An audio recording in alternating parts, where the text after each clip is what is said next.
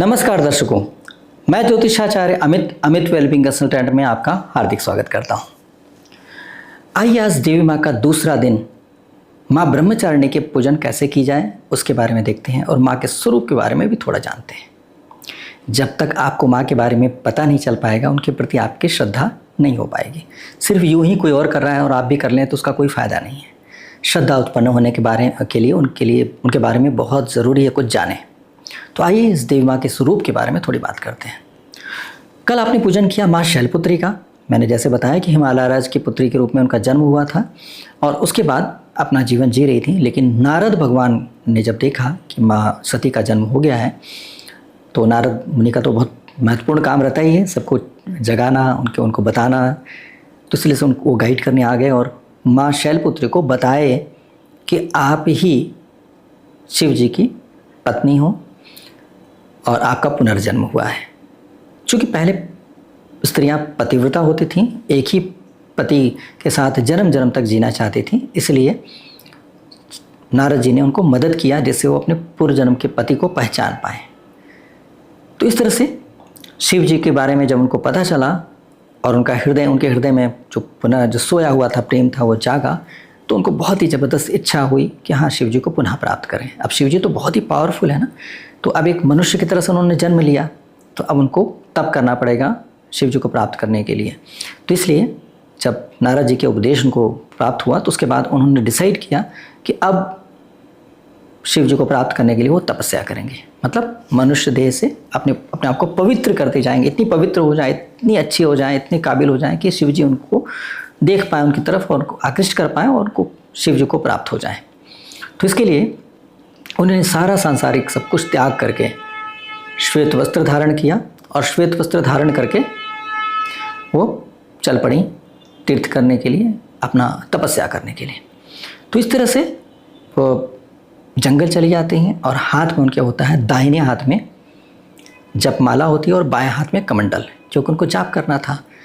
और नंगे पैर, कोई सवारी नहीं है, सादा वस्त्र है, कोई भी आभूषण नहीं, कोई सौंदर्य नहीं, एकदम सादगी में पूर्ण त्याग करते हुए सब कुछ त्याग करके माँ ब्रह्मचारिणी तप करने के लिए चल पड़ती है।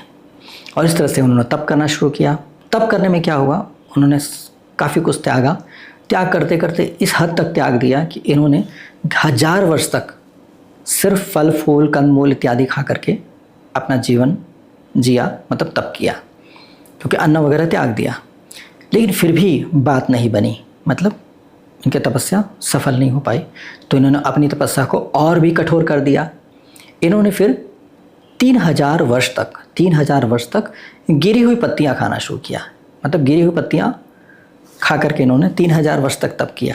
अब देखिए आपको लगेगा कि 1000 वर्ष कैसे, 3000 वर्ष कैसे। देखिए हमारी आयु कलयुग में काफ़ी कम हो गई, लेकिन पहले बहुत आयु हुआ करती थी और सभी लोग की हाइट भी बहुत ज़्यादा होती थी। ये सब आपने पढ़ा होगा, जाना होगा। तो इस तरह से उन्होंने इतने समय तक 3000 वर्ष तक गिरी हुई पत्ती खाया। अब गिरी हुई पत्ती खाने का क्या मतलब बनता है, लोग कहते हैं ना कि हर चीज़ में जीवन होता है। आप पालक खाते हैं, पालक में भी जीवन है, फल खाते हैं, फल के अंदर भी जीवन है, बीज खाते हैं, बीज के अंदर भी जीवन है। तो अब क्या है कि यहाँ पर गिरी हुई पत्ती जो होती है, जब जीवन समाप्त हो जाता है, अब गिरी हुई पत्ती का कोई फ्यूचर नहीं है। अब गिरी हुई पत्ती को आप कहीं भी रख लेंगे तो वो धीरे धीरे सूखी जाएगी, समाप्त हो जाएगी। तो इस तरह से गिरी हुई पत्ती खाने से कोई भी पाप, कोई दोष नहीं होता है, क्योंकि वो पेड़ से कोई उसका मतलब खास नहीं रहता है। एक बार डिस्कनेक्ट होने के बाद, टूट जाने के बाद, फल का तो चलिए ठीक है, उसके अंदर बीज है, उसके अंदर जीवन होता ही है। चना खा रहे हैं तो चना भी अंकुरित हो जाता है, उसके अंदर भी जीवन है सुप्त रूप में। लेकिन पत्ती में बिल्कुल ऐसा कुछ नहीं होता। बस उसमें है कि विटामिन होंगे, मिनरल्स होंगे, सब चीज़ें होती हैं, लेकिन जीवन नहीं होता है। तो मतलब बिल्कुल ही पाप मुक्त चीज़ें, भोजन ऐसा, अगर इसमें कोई पाप नहीं हो तो गिरी पत्तियाँ। कई बार लोग कहते हैं कि मैं नॉनवेज खाता हूँ, ठीक है चलो जीवन, लेकिन आप भी तो साग पात खाते हो, उसके अंदर जीवन है। बात तो सही भी है उनकी भी। हाँ ये है कि उसके अंदर चेतना ज़्यादा होती है, इसके अंदर चेतना बहुत कम होती है। लेकिन ऐसी स्थिति में उन लोगों के लिए जवाब है कि गिरी हुई पत्तियाँ खाने से बिल्कुल ही दोष नहीं होता है, किसी भी तरह का पाप नहीं होता। देवी माँ ने वो रास्ता अपनाया जिसमें कोई भी दोष ना हो। इस तरह से करके देवी माँ ने 3000 वर्ष तक तप किया और कठोर तप करके शिव जी को प्राप्त कर लिया था। तो इस तरह से ये रूप जो है माँ का, ये जो लीला किया माँ ने, वो बहुत ही पूजनीय है। माँ के इस रूप के पूजन करने के लिए क्या चढ़ाना चाहिए और क्या पसंद है माँ को, तो माँ को शक्कर चढ़ाना चाहिए। शक्कर मतलब बिल्कुल देशी शक्कर, चीनी बिल्कुल नहीं। चीनी अशुद्ध होता है, चीनी के बनाने के प्रोसेस में बहुत सारी ऐसी चीज़ें उसमें नॉनवेज मटेरियल वगैरह यूज़ किया जाता है और अशुद्ध होता है। तो इसलिए चीनी बिल्कुल ना चढ़ाएं और कोशिश करें कि आप शक्कर कहीं से भी पता करके, कहीं से भी शुद्ध शक्कर पता करने की कोशिश करें, मिल जाएगा। शुद्ध शक्कर, देशी शक्कर अपना प्रयोग में लें। शुद्ध शक्कर जो देशी शक्कर होता है वो थोड़ा पीला जैसा होता है, लेकिन उसके अंदर स्वाद उसका थोड़ा सा डिफरेंट होता है, उतना तीखा मीठा नहीं होता है, लेकिन उनके अंदर बहुत सारे मिनरल्स होते हैं और बहुत ही पौष्टिक होता है। तो इस तरह से एक तरह से आपको देव माँ ने हिंट दिया है कि आज आपको शक्कर खाना शुरू कर देना चाहिए, चीनी अवॉइड करना चाहिए।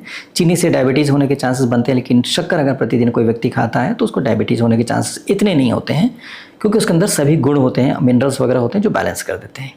तो इस तरह से आप देव माँ को शक्कर का भोग लगाएं। आज के दिन कोई सौंदर्य वाली चीज़ें नहीं चढ़ाई जाती माँ को, सादगी वाली चीज़ें चढ़ाई जाती हैं, ताकि माँ के तपस्या वाला रूप है तो उसमें उनको कोई डिस्टर्ब ना हो। इस तरह से जब हम उन देवी का उस रूप को पूजन कर रहे हैं तो उसमें सादगी का ही भोग लगाएं, सादगी की चीज़ें ही चढ़ाएं तो बहुत अच्छा रहता है। हाँ, ये ज़रूर है कि इस देवी माँ के इस रूप के पूजन करने से आपको लाभ क्या मिलता है ये पहले जान लें। देवी माँ का ये रूप बहुत ही त्याग और तपस्या का है, तो इसको तपश्चारिणी भी कहा गया है देवी माँ को, अपर्णा भी कहा गया है इनको, और बहुत सारी अच्छी अच्छी बातें उनके बारे में कही जाती है, क्योंकि वो बहुत ही त्याग वाली रूप है। देवी माँ का पूजन करने से फ़ायदा क्या होता है? अब कलयुग में क्या फ़ायदा होता है देवी माँ का पूजन करने से? सबसे बड़ी बात है कि संयम मिलता है। संयम मतलब इतने सब्र से उन्होंने शिव जी को प्राप्त करने की कोशिश किया, तो इसलिए संयम मिलता है। आज की डेट पे क्या होता है कि व्यक्ति की मैरिड लाइफ मोस्टली की ख़राब हो रही है, क्योंकि संयम नहीं है। थोड़ी सी बात हो जाती है, लड़ाई हो जाती है, ब्रेकअप हो जाना है, सब्र नहीं है। कई लोगों के साथ रिलेशनशिप में व्यक्ति रहता है और एक व्यक्ति के प्रति लॉयल नहीं रह पाता है। तो ऐसी स्थिति में क्या होता है, व्यक्ति भी गलती नहीं, उसको संस्कार नहीं मिले, उसमें दैविक शक्ति आई ही नहीं वो अच्छी वाली, तो कैसे हो पाएगा? तो इसलिए जब माँ ब्रह्मचारिणी के पूजन किया जाता है, तो जिस तरह से माँ ब्रह्मचारिणी अपने पति के लिए पूरी तरह से निष्ठावान रहती हैं, उसी तरह से देवी माँ का पूजन करने से बहुत अच्छी तरीके से उनके अंदर ये गुण आने लग जाते हैं और इतने गुणवान हो जाते हैं कि उनको कभी भी उनका मन नहीं भटकता और पूरी तरह से अपने पति के प्रति निष्ठावान होकर के अपना जीवन जी सकते हैं। इसी तरह से जो पुरुष है उनके लिए भी होता है कि वो एक पत्नी के प्रति लॉयल होकर के, निष्ठावान होकर के अपनी पत्नी के साथ जीवन जी सकते हैं। यदि दोनों एक दूसरे के प्रति निष्ठावान हैं तो किसी भी तौर पे जीवन में भटकाव नहीं आएगा और बहुत अच्छी तरीके से वैवाहिक जीवन चल सकता है।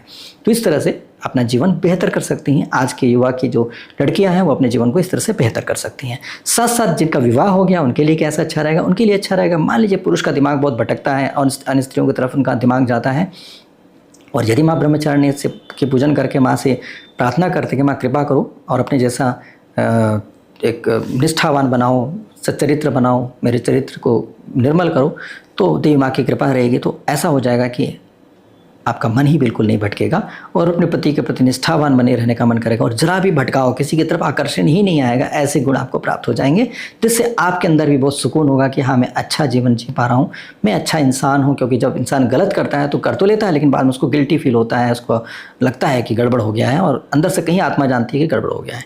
तो इस तरह से करके गड़बड़ हो जाता है। तो अब इसको भी ठीक किया जा सकता है। जिस तरह स्त्रियाँ भी पूजन करेंगे तो पति के प्रति निष्ठा बनी रहेगी, श्रद्धा बनी रहेगी और अच्छा संबंध बना रहेगा, ऐसी कृपा प्राप्त हो जाएगी। तो देवी माँ प्रेरणा देती है हमें कि चरित्रवान बने, प्रेरणा देती हैं कि अपने पति के प्रति लॉयल बने और पत्नी के प्रति लॉयल बने जो पुरुष वर्ग हैं। इस तरह से एक दूसरे के प्रति संस्कार आए, ऐसी कृपा देवी माँ करती हैं। तो इस तरह से देवी माँ का पूजन करके सब्र, पेशेंस, जैसे उन्होंने इतने समय तक तप किया, 1000 वर्ष तक करने के बाद भी घबराई नहीं कि गड़बड़ हो गया है, उन्होंने फिर और आगे 3000 वर्ष तक तप किया, लेकिन करते रहीं तप। तो इस तरह से अच्छी तरह से निरंतर मेहनत करें और तब कर पाएँ। कोई भी व्यक्ति तैयारी कर रहा है, कोई व्यक्ति कंपटीशन की तैयारी कर रहा है, स्टूडेंट्स तैयारी कर रहे हैं, तो अगर प्रार्थना करेंगे तो उनका मन भटकेगा नहीं और अच्छे से अपनी पढ़ाई भी कर पाएंगे और ध्यान लगाकर अपने पढ़ाई में ध्यान लगा पाएंगे बिना मन भटकाए। तो मन न भटके, चारित्रिक पतन न हो, इस सब के समाधान के लिए देवी माँ का पूजन करना बहुत ही लाभकारी है। तो आपको पता चल गया होगा कि किस तरह से देवी माँ का पूजन करने के लिए एक ब्रह्मचारी की भी ज़रूरत है, साथ साथ अपने मन को स्थिर करने की ज़रूरत है और तप में लगने की ज़रूरत है, साथ साथ अपने चरित्र को भी बलवान बनाने की ज़रूरत है। तो इन सब में माँ ब्रह्मचारिणी का बहुत बड़ा योगदान हो जाएगा।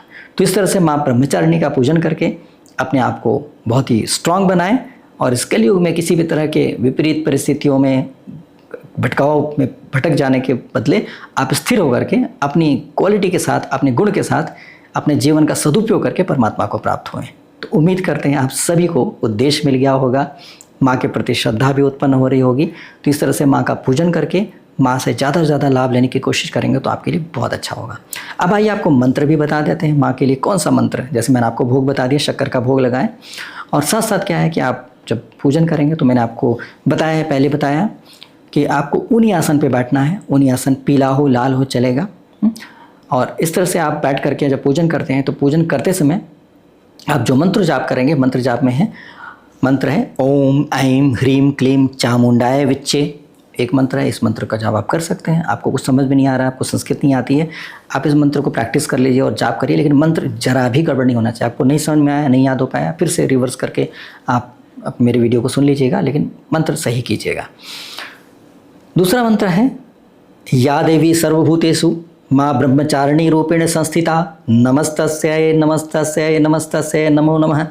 अच्छे से आदर करते हुए नमस्कार करें और ये मंत्र माला जाप कर सकते हैं। एक माला मतलब 108 बार कम से कम जाप कर लीजिए। अगर माला नहीं है तो किसी और चीज़ से भी आप जाप कर सकते हैं, काउंटिंग कर सकते हैं, लेकिन मिनिमम 108 बार तो कर ही लीजिए। ज़्यादा समय नहीं लगता है, लेकिन आनंद आ जाएगा आपको। इस तरह से आप जाप कर सकते हैं। और या फिर ये भी बोल सकते हैं ओम माँ ब्रह्मचारिणी रूपिण्यै नमः, ओम माँ ब्रह्मचारिण्यै नमः। ऐसे करके भी मंत्र, ये सिंपल मंत्र है नमस्कार करने का। ये आप कुछ नहीं समझ में आ रहा तो आप ऐसे बोल के भी मंत्र जाप कर सकते हैं। तो इस तरह से करके आप जाप करके अपने अंदर ऊर्जा देवी माँ की उत्पन्न कर सकते हैं, जो आपके सभी नेगेटिविटी विकृतियों का नाश करेंगे और आपके अंदर अच्छी ऊर्जा का संचार होगा और आप बहुत ही निष्ठावान, चरित्रवान, संयम वाले और पवित्र होते जाएंगे और आपका जीवन सफल हो पाएगा। उम्मीद करते हैं आप सभी लाभ ले पाएंगे और अपने नवरात्रि के दूसरे दिन देवी माँ का ज़्यादा लाभ लेकर के अपने तीसरे दिन की तैयारी कर पाएंगे। तो बहुत बहुत धन्यवाद। नमस्कार।